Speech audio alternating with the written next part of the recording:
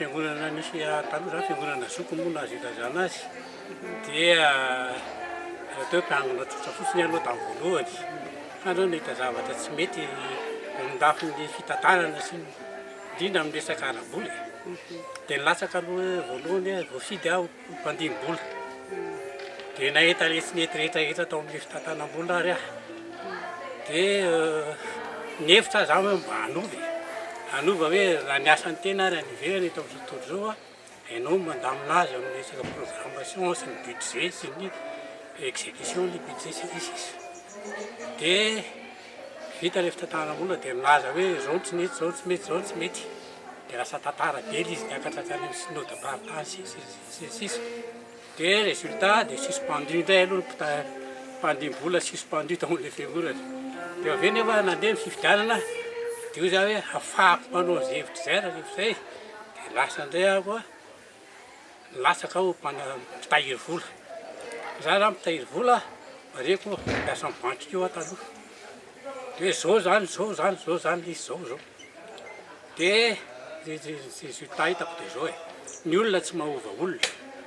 ary tsy ianao tsy afaka metsaka le rafitra ale rehetrarehetra bloky daholo contranao satria le rehetrarehetra azatra le fiainana zao tontolo zao tsy le rafidrafitra nisy tiako tenena zany dia zao raha hoe amin'ny mahaborao zany dia mivory hoe tiano atao tena zao exemple amin'ny jirama tenenina teo amiko tsy ekeko mihitsy hoe fiangonana dia hanao risoriso amin'ny jirama azahoana mamitsy compteur aingana dia aingana satria zay nitarina le fiangonana zany dia mila hisaka amin'ny compteur dia hoe normalement zany manao devient ny amin'ny jirama dia ela be le any amin'ny jirama lafo be le jirama fa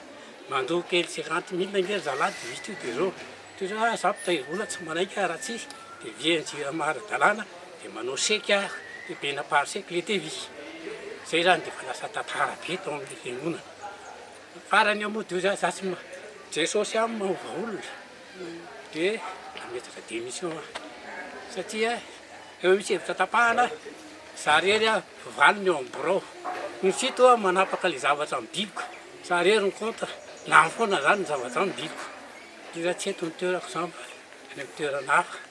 satria any amin'izany misy rafitra tena manana an' jesosy zay zany mivoahako tamin'ny babilôna nanaraka an' jesosy dia marina dia fanahy ihany no nitarika ahy hoe ndao akaria fa any misy